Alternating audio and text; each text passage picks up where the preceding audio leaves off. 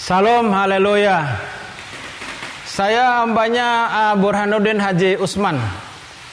Lahir dari keluarga non Kristen dan tidak ada leluhur saya menjadi orang Kristen. Ayah dan ibu saya Muslim dan beliau adalah haji.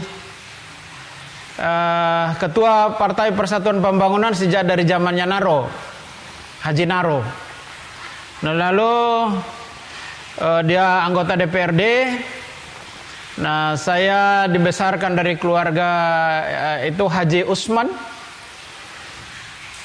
Saya tidak pernah berpikir bahwa saya sesudah besar ini saya akan jadi orang Kristen. Satu waktu saya ada di Jakarta dan bekerja. Pulang pekerja saya naik ke bis pada waktu tahun 1982. Saya duduk di bis itu, lalu duduklah seorang laki-laki di atas bis itu.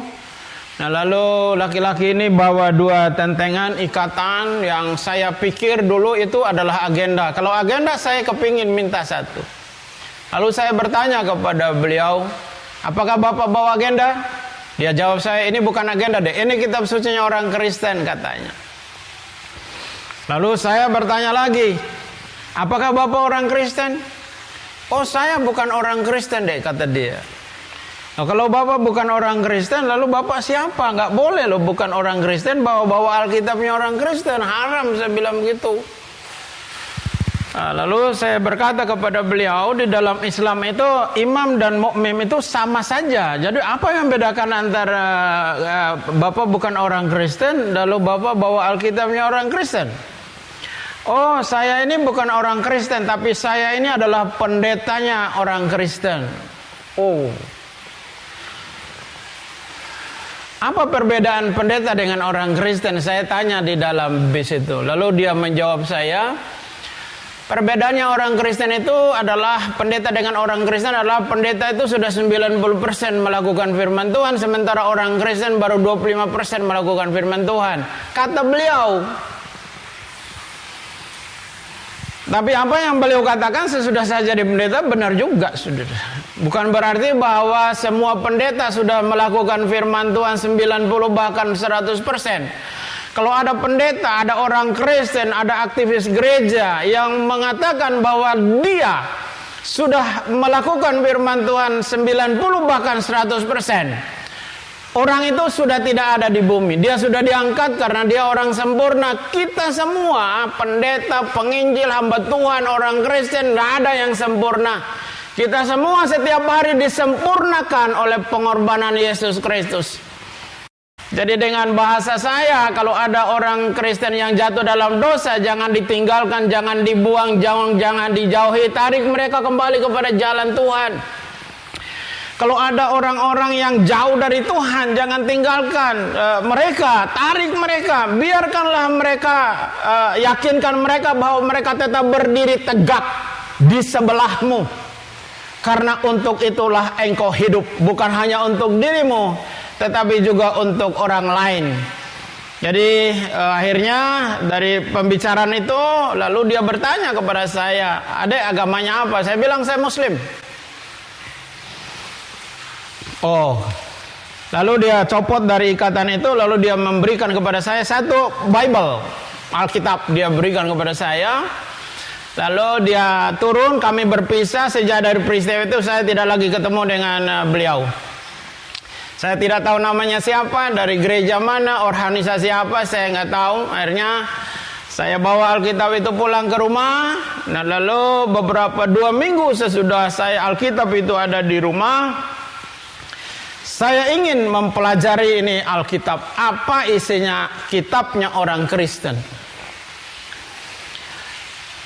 Sesudah sholat isya saya deret ada Al-Quran saya, ada hadis Nabi beberapa hadis, lalu ada Alkitab yang belum pernah saya baca. Kalau Al-Quran saya sudah hatam, karena pada waktu saya disunat saya harus hatam Al-Quran. Lalu kalau Al-Quran dibuka dari belakang ke depan, dibaca dari kanan ke kiri karena huruf Arab. Nah, Alkitab ini apakah dibuka dari belakang ke depan, dibaca dari kanan ke kiri, saya nggak tahu. Akhirnya setelah itu saya berdoa, saya membuka ini Bible dengan kalimat Bismillahirrahmanirrahim. Saya buka ini Bible dan saya kaget, saya menemukan satu kalimat yang paling depan, itu ada kalimat kejadian. Besar sekali saudara, kejadian. Pada waktu saya membaca kata kejadian itu, betapa kagetnya saya, lalu saya berpikir, berkata dalam hati saya, ini ada kejadian apa ini gitu. Akhirnya karena saya baca itu satu malam, satu pasal itu, saya benar-benar pada waktu saya baca kitab kejadian itu, saya benar-benar menemukan sebuah pengetahuan yang baru.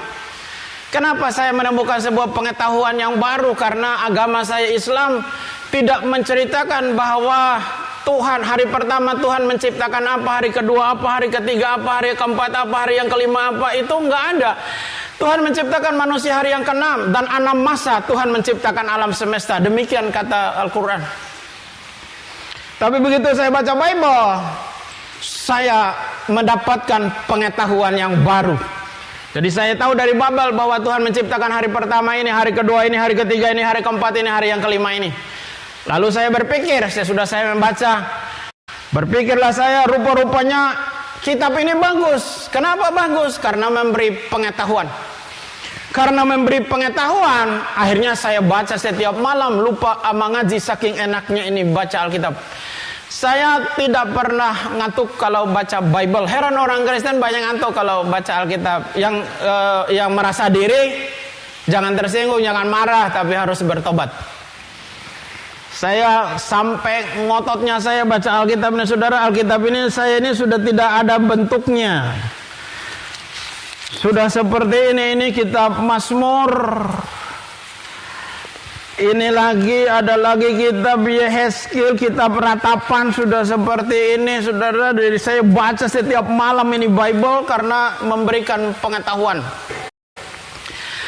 Saya baca terus, ketemu dengan hambanya Nabi Nuh. 40 hari 40 malam datangnya hujan, badai dan banjir, manusia dan binatang mati. Sama kisahnya. Lalu saya ketemu dengan kisah Nabi Ibrahim, atau di dalam Bible ini Abraham. Dan Abraham mempersembahkan, dalam Bible ini Abraham mempersembahkan anaknya Ishak. Sementara di dalam Al-Quran tidak dijelaskan bahwa Tuhan Abraham atau Nabi Ibrahim mempersembahkan anaknya, tetapi disebut anaknya yang tunggal. Saat itulah saya berpikir, kok berbeda ini yang dikorbankan. Satu tidak dijelaskan, yang Bible dijelaskan. Anakmu yang tunggal yang bernama Ishak. Memang di dalam kitab Kejadian pasalnya yang ke-22 ayatnya yang kedua dijelaskan di sana bahwa firman-Nya, ambillah anakmu yang tunggal itu yang engkau kasih ini, yakni Ishak. Memang secara terang-terangan bahwa yang dikorbankan itu adalah Ishak. Tapi saya berpikir dua agama ini salah. Kalau salah yang dikorbankannya berarti ada satu yang benar. Mana yang benar itu saya cari. Saya tidak mencari guru ngaji untuk menanyakan kasus ini. Saya juga tidak mencari pendeta atau orang Kristen untuk menanyakan mana yang benar di antara dua cerita ini. Lalu saya berdoa kepada Tuhan, Tuhan berikan kepada hikmat mana yang benar di antara dua kitab suci ini dan mana yang benar di antara dua agama ini, karena ini adalah dasar. Kalau dasar, pondasi rumah yang kita bangun dasarnya salah, ke atasnya pasti salah. Kalau dasar iman itu salah, ke atasnya juga pasti salah. Saya baca terus. Saya tidak meminta petunjuk siapapun. Saya baca. Saya tidak pernah membaca Bible ini secara acak. Saya baca secara berseri. Baca tahun pertama saya baca, tahun kedua saya baca, tahun ketiga saya baca, tahun keempat selesai perjanjian lama. Nah lalu tahun berikutnya saya baca perjanjian baru. Di dalam kitab Matius saya baca Matius. Dan saya menemukan sebuah kalimat yang sangat luar biasa di dalam perkataan Yesus Kristus di dalam Injil ini. Dia berkata, kalau kamu ditampar pipi yang kanan, kasih juga yang kiri. Berdoalah untuk musuhmu, berkatilah untuk orang-orang yang menganiaya kamu. Ini adalah ajaran yang paling mulia. Tidak ada ajaran, terlebih-lebih agama saya yang lama tidak ada mengajarkan perkara yang seperti itu. Tapi begitu saya baca Bible, saya menemukan ajaran yang sangat-sangat mulia. Tidak ada seperti itu.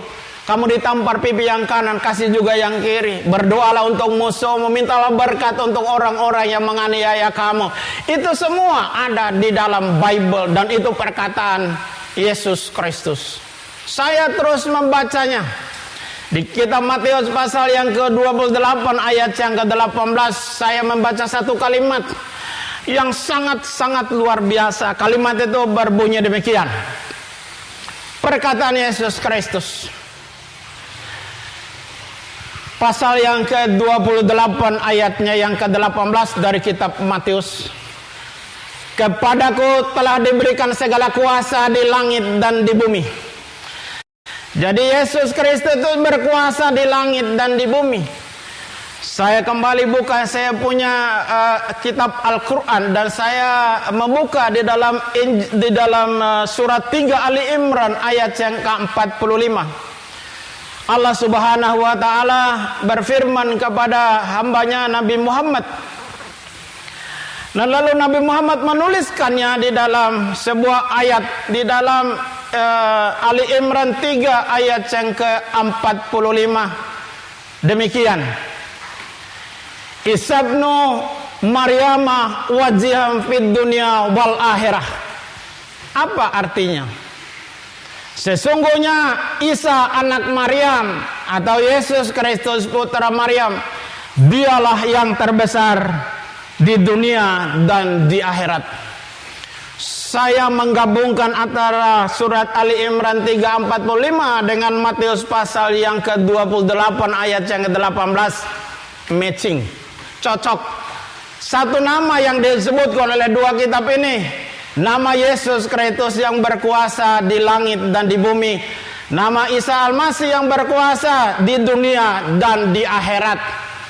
Al-Quran menceritakan bahwa bukan Nabi Adam yang terbesar di dunia dan akhirat, bukan Nabi Ibrahim, bukan Nabi Daud, bukan Nabi Sulaiman, bukan Nabi Musa, bukan Nabi Zakaria, bukan Nabi Nuh, bukan Nabi Ayub, bukan nabi-nabi yang lain. Tetapi Al-Quran menceritakan bahwa yang terbesar di dunia dan di akhirat adalah Isa putra Maryam, atau di dalam Bible Yesus Kristus anak Maryam. Saya menyimpan perkataan itu. Lalu saya membaca lagi Lukas. Saya ketemu dengan Injil Yohanes pasal yang pertama ayat yang pertama berbunyi demikian. Pada mulanya adalah firman. Firman itu bersama-sama dengan Allah dan firman itu adalah Allah. Ayat 14 berkata, firman itu telah menjadi manusia. Jadi Yesus Kristus yang adalah firman itu, dialah yang menjadi manusia. Kisah yang disampaikan dalam video itu tentu menarik sebagai perjalanan pribadi seseorang dalam mencari pemahaman spiritual. Namun perlu disadari bahwa perjalanan seperti itu sangat dipengaruhi oleh bagaimana seseorang membaca teks, apa yang ia ketahui sebelumnya, dan apa yang belum ia pelajari. Bagi seorang Muslim, fondasi iman tidak dibangun hanya dari membaca ayat terjemahan atau kesan intuitif, tetapi dari tauhid, yaitu keyakinan bahwa Allah itu esa, tidak beranak, tidak diperanakkan, dan tidak menyatu dengan makhluk. Maka ketika ada klaim yang menyandingkan status Isa dalam Al-Quran dengan status Yesus dalam Injil, kita perlu meluruskannya. Dalam Islam, kemuliaan Isa sebagai wajihan, mulia di dunia dan akhirat, bukan berarti otoritas ketuhanan. itu adalah kemuliaan Nabi, bukan posisi Tuhan. Karena dalam tauhid, kemuliaan makhluk tidak pernah berpindah menjadi sifat Sang Pencipta. Nabi terbesar sekalipun tetap makhluk, bukan Tuhan. Ayat-ayat yang dikutip dari Injil seperti segala kuasa telah diberikan kepadaku, justru menunjukkan perbedaan paling mendasar. Jika kuasa diberikan, berarti ia bukan pemberi kuasa. Ia menerima, bukan memiliki sejak azali. Dalam Islam, sifat Tuhan tidak mungkin sesuatu yang diberikan.